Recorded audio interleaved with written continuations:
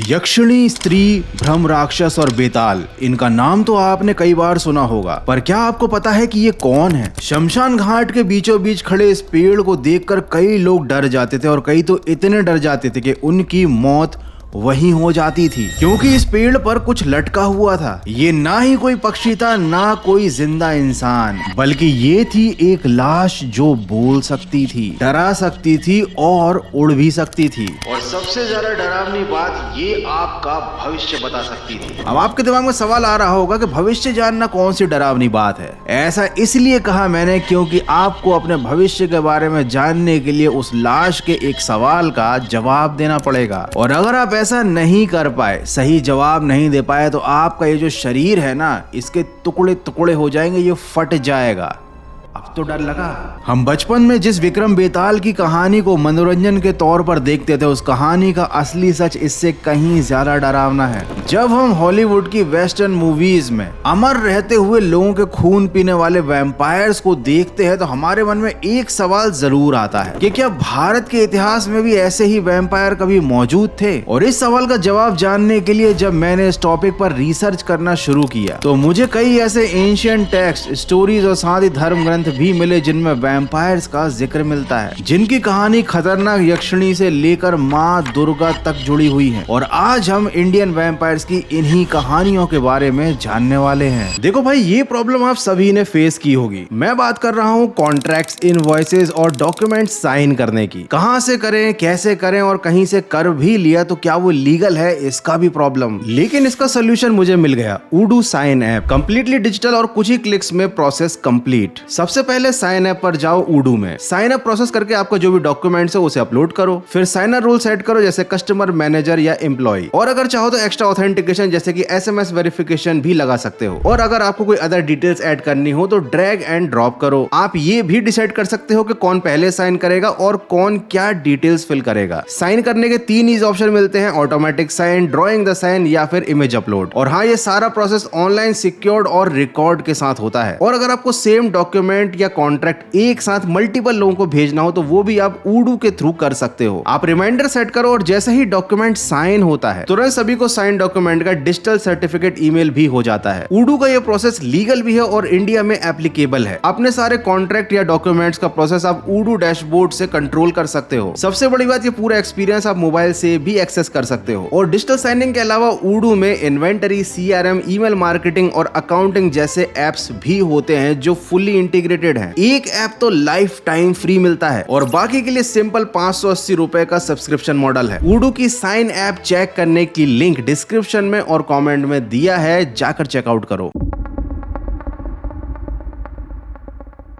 घना जंगल है। रात के अंधेरे में पेड़ों की टहनियों पर लटके चमगादड़ बार बार पंख फड़फड़ाते हैं और तभी मशाल और धुएं के बीच एक परछाई दिखाई देती है। एक राजा जो अपने कंधे पर उल्टा लटका एक डेड बॉडी उठाए हुए है। राजा का नाम है विक्रमादित्य और उसके कंधे पर वो मरा हुआ शरीर है बेताल का। कहा जाता है कि बेताल को हर बात का ज्ञान होता था, जो बीत गया, जो वर्तमान में चल रहा है और जो होने वाला है। और यही बात बेताल को सबसे ज्यादा खतरनाक बना देती थी। वो इंसान के दिमाग के अंदर झांक कर उसकी कमजोरी समझ लेता है और फिर उसी डर से उसे नष्ट भी कर देता है। पुराने समय में तांत्रिक लोग बेताल की पूजा किया करते थे ताकि वह उनको भविष्य बता सके या फिर वो उसके द्वारा किसी से बदला ले सके। और इसी ताकत को पाने के लिए समय समय पर कई लोगों ने बेताल को कैद करने की कोशिश की है, जिसके बारे में हम आगे वीडियो में जानेंगे। लेकिन एक बात तो तय है, जहां वेस्टर्न मूवीज की दुनिया के वैम्पायर्स का जिक्र आता है तो सबको ट्रांसिल्वेनिया, लाल आंखें और नुकीले दांत याद आते हैं। लेकिन वहीं भारत की धरती पर इनका रूप कुछ और ही था, क्योंकि जैसा मैंने बताया कि इनको बेताल, यक्षिणी, चुड़ैल और ब्रह्म राक्षस जैसे नामों से जाना जाता था। ऐसे जीव या निर्जीव प्राणी जो मौत और जिंदगी के बीच फंस जाते हैं। खासकर जो 1980 और 90 के दशक में पले बड़े हैं, वो लोग विक्रम और बेताल की कहानियों के बारे में बहुत अच्छे से जानते हैं। और इन कहानियों का सबसे पहला जिक्र हमें मिलता है बेताल पचीसी नाम की किताब में। लेकिन आपको जानकर हैरानी होगी कि विक्रम और बेताल की ओरिजिनल किताब लिखी गई थी एक ऐसी लैंग्वेज में जो आज कोई नहीं जानता। इस लैंग्वेज का नाम था पैसाची,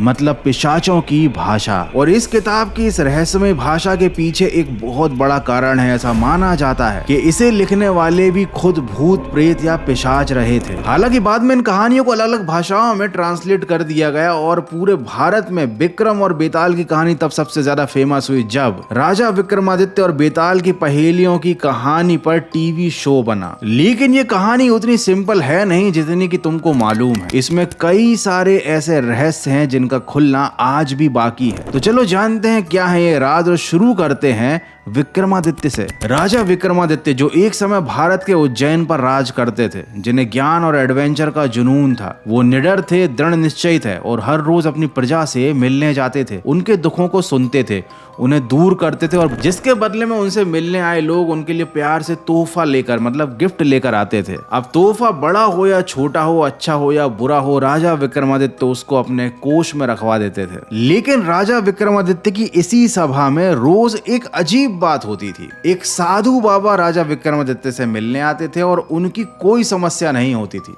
बस वो राजा को आशीर्वाद देते और एक फल उनके हाथ में रख देते थे। अब एक दिन ऐसा फिर हुआ, राजा विक्रमादित्य की सभा लगी थी, साधु ने उन्हें आशीर्वाद दिया और फल दिया, लेकिन आज तक राजा ने उस फल को खाया नहीं था, उसे वो कोष में रखवा देते थे। लेकिन आज कुछ खास हुआ, आज राजा को भूख लगी और उन्होंने उस फल को खा लिया और उन्होंने ये चीज देखी कि उस फल में से एक चमकदार रोशनी निकल रही है, एक प्रकाश निकल रहा है। जब उन्होंने उस फल के अंदर देखा कि ये चमक कहाँ से आ रही है, तो उन्होंने पाया कि ये एक काफी बड़ा और कीमती हीरा था जो उस फल के अंदर छुपा हुआ था। अब राजा विक्रमादित्य ने क्यूरियोसिटी में आकर आज तक जितने भी फल उस साधु महाराज ने राजा विक्रमादित्य को दिए थे उन्हें कोष से वापस मंगा लिया और वो सारे फल सूख चुके थे। लेकिन उन फलों को जब अंदर से खोल कर देखा गया तो सभी में अलग अलग तरह के हीरे मोती थे। उस दिन सभा में से फल देकर वो साधु जा चुके थे, लेकिन अगले दिन राजा ने फिर उस साधु के आने का इंतजार किया, क्योंकि राजा विक्रमादित्य बहुत अच्छे से समझ चुके थे कि ये जो साधु उनकी सभा में रोज आ रहे हैं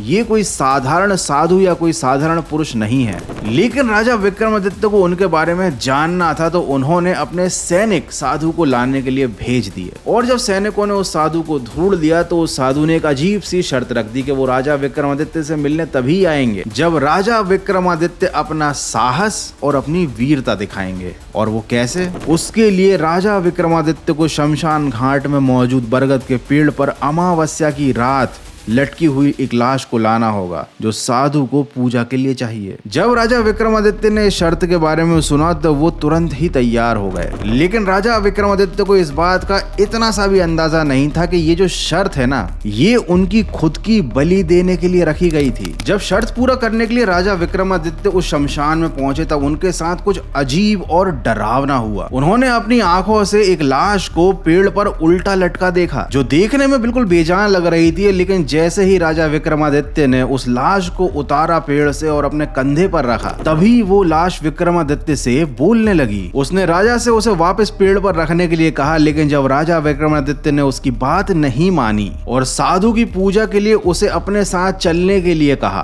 तो बेताल ने उनके सामने एक शर्त रख दी जो इस कहानी का सबसे डरावना पहलू थी। क्योंकि शर्त ये थी कि बेताल उनसे हर कुछ समय में एक पहेली पूछेगा जिसका जवाब राजा विक्रमादित्य को हर हाल में देना ही पड़ेगा, चाहे वो जवाब सही हो चाहे वो जवाब गलत हो। और अगर वो जवाब देंगे तो बेताल वापस उनकी पीठ से उड़कर उसी पेड़ पर वापस जाकर लटक जाएगा जहां से विक्रमादित्य उसे लेकर आए थे, चाहे वो उसे कितनी ही दूर क्यों ना ले आए हो। लेकिन अगर किसी भी सिचुएशन में राजा ने बेताल द्वारा पूछी गई पहेली का जवाब नहीं दिया तो राजा के सिर के कई टुकड़े हो जाएंगे, मतलब उनकी मृत्यु हो जाएगी। अब अगर आपको बेताल के द्वारा रखी गई शर्त की सच्चाई समझ में नहीं आई है तो जरा दोबारा सोचो। बेताल को पेड़ से ले जाते समय किसी भी समय जब उसने पहेली पूछी तो राजा को उसका जवाब देना होगा। अगर जवाब नहीं दिया तो विक्रमादित्य की मौत हो जाएगी, और अगर जवाब दे दिया तो वो राजा बेताल को लेकर पेड़ से चाहे कितना ही दूर आ गया हो, बेताल वापस उसी पेड़ पर पहुंच जाएगा जहां से ये सफर शुरू हुआ था। और उसके बाद फिर से विक्रमादित्य को उस पेड़ के पास जाना पड़ेगा, बेताल कि उस लाश को पेड़ से उतार कर अपने कंधे पर फिर से उस सफर को वहीं से शुरू करना पड़ेगा। इन शॉर्ट ये एक लूप था जिसमें बेताल ने विक्रमादित्य को फंसा लिया था। अब इस खतरनाक शर्त के बावजूद भी विक्रमादित्य ने हार नहीं मानी। उन्होंने कंधे पर बेताल को रखा, अपना सफर शुरू किया और बेताल ने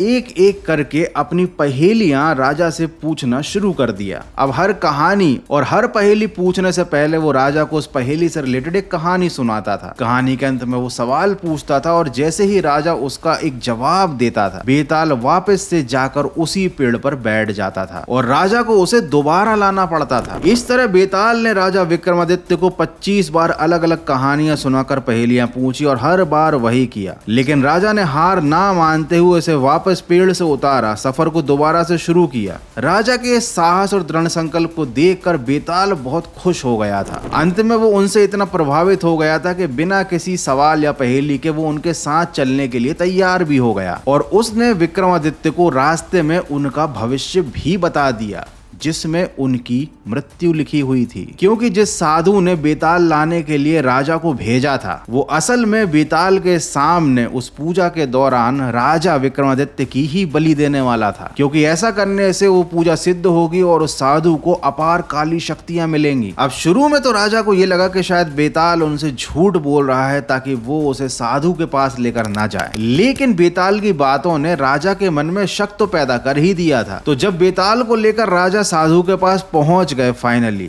तब भी वो काफी ज्यादा सतर्क और सावधान थे और वो समझ गए थे कि साधु सच में धोखे से उनकी बलि देने की प्लानिंग बना चुका है। और वहां पहुंचकर मतलब साधु के पास जाकर ये बात भी उनको क्लियर हो गई थी कि साधु ने उनको धोखा दिया और वो उनकी बलि देने वाला था, लेकिन वो तो थे उस राज्य के राजा विक्रमादित्य, तो तुरंत उन्होंने उस साधु को मृत्यु दंड सुनाया। अब चूंकि बेताल की बात पर राजा ने विश्वास कर लिया था, इसलिए बेताल काफी प्रसन्न हुआ और उसने राजा से एक वरदान मांगने के लिए कहा। तब विक्रमादित्य ने बेताल से कहा कि मुझे वरदान देने की बजाय इस साधु को ऐसा वरदान दो कि इसके मन की सारी बुराइयां ही मिट जाएं और वो अगले जन्म में एक साफ दिल का इंसान बने। तो बेताल ने ऐसा ही किया, लेकिन साथ में उसने राजा विक्रमादित्य को ये बात भी बोली कि जब भी आपको मेरी जरूरत होगी आप मुझे बुलाना, मुझे आवाज लगाना, मैं आपके पास आ जाऊंगा। ये तो थी बेताल की कहानी और आपको जानकर हैरानी होगी कि साल 1870 में एक English scholar sir Richard Burton ने बेताल 25 को इंग्लिश में ट्रांसलेट किया था, जिसका टाइटल था विक्रम एंड वैम्पायर, जहां पर हमारे ज्ञानी और पहेली बाज बेताल को एक खून पीने वाला दरिंदा बताया गया। अब विदेशों में तो इस तरह के प्राणियों को ड्रैकुला या वैम्पायर की श्रेणी में रखते हैं, लेकिन भारत में आज भी ऐसी कई जगह हैं जहां देवताओं की तरह बेताल को पूजा जाता है। गोवा और कोंकण के इलाकों में आज भी बेताल के मंदिर है। वहां के लोग बेताल को डर की वजह से नहीं बल्कि एक देवता की तरह पूजते हैं। उनका मानना है कि बेताल बुरी आत्माओं से उनके गांव की रक्षा करता है। रात में जब बेताल के मंदिरों के दरवाजे बंद हो जाते हैं, उसके बावजूद भी कहा जाता है कि वहां घंटियों की आवाज अपने आप गूंजती है। कोई देख नहीं पाता, लेकिन सब महसूस करते हैं वहां किसी के होने की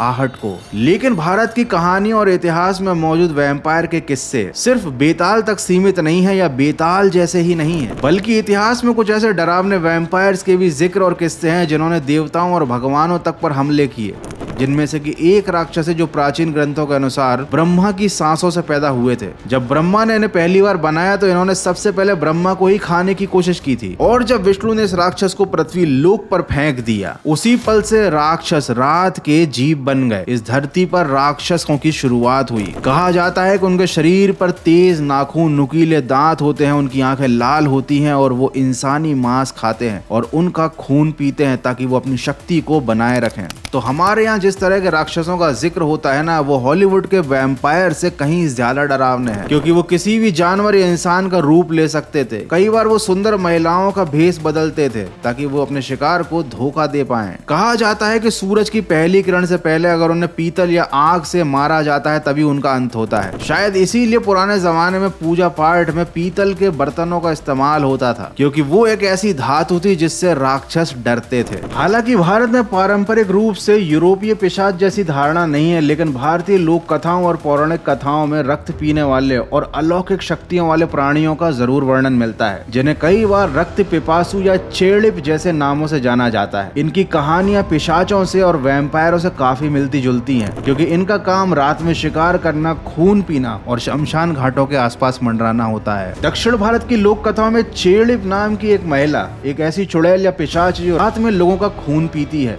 उनकी ऊर्जा को चूसती है और कभी कभी अपने शिकार की जीभ भी नोच लेती है, और ये अपने शिकार का खून चूसकर उसे इतना कमजोर कर देती है कि उसकी मौत हो जाती है। लेकिन ये तो कुछ भी नहीं है। हमारे प्राचीन ग्रंथों में कुछ ऐसे राक्षसों का जिक्र है जो कहीं ज्यादा खतरनाक हैं रक्त पिपासु जैसे जीवों से, जिनमें से कि एक है ब्रह्म राक्षस। ये सबसे ज्यादा भयानक माने जाते हैं क्योंकि ये वो ब्राह्मण होते हैं जिन्होंने मरने से पहले अपने ज्ञान का गलत इस्तेमाल किया होता है, और उन्हें ये श्राप मिलता है कि मौत के बाद भी उन्हें मुक्ति नहीं मिलेगी, मोक्ष नहीं मिलेगा, उनकी आत्मा यूं ही भटकती रहेगी। और उनका जो रूप होता है ना, वो बड़ा ही डरावना और भयानक होता है। कहा जाता है कि उनके गले में एक शिकार की आंतें लिपटी होती हैं, एक माला की तरह। वो खून को इंसानी खोपड़ी के बने प्याले से पिया करते हैं, और भारत में कई हिस्सों पर आज भी उनके नाम के मंदिर पाए जाते हैं, जहां पर उन्हें शांत रखने के लिए लोग दिया जलाते हैं, उनकी पूजा करते हैं, ताकि वो गांव को और गांव के लोगों को किसी तरह का नुकसान ना पहुंचाएं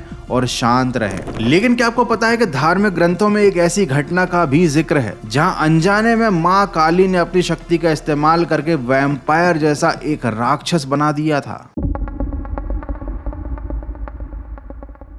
रात के 12 बज रहे थे। काली पूजा का आखिरी पहर था। ढोल की थाप और शंख की आवाज और हवा में घुलती जलते घी की महक। लेकिन उस भीड़ के बीच में एक आदमी ने चुपचाप एक घड़े में चावल और मुर्गे का खून डालकर उसे मंदिर के पीछे रख दिया। कहा जाता है कि उस घड़े के आसपास की घास अपने आप दब जाती है, जैसे कि कोई अदृश्य ताकत वहां से गुजरी हो। बंगाल के पुराने मंदिरों में ये रस्म बलि कहलाती है, पर लोक कथाओं में कहा जाता है कि ये जो रस्म है ना, ये देवी के लिए नहीं होती, बल्कि उन रक्त पिपासु जीवों के लिए होती है जिन्हें देवी माँ ने खुद बनाया है। ये कहानी शुरू होती है रक्त बीज से, जिसे भगवान शिव ने ये वरदान दिया था कि उसके खून की जो भी बूंद धरती पर गिरेगी, उससे उसका एक नया रूप पैदा हो जाएगा। और इसी वरदान के कारण उसे हराना काफी ज्यादा मुश्किल हो गया था, क्योंकि जब भी कोई देवता उस पर प्रहार करते और रक्त बीज घायल होता तो जमीन पर गिरी उसकी खून की बूंदों की वजह से कई सैकड़ों रक्त बीज खड़े हो जाते थे। तब देवी काली ने एक निर्णय लिया,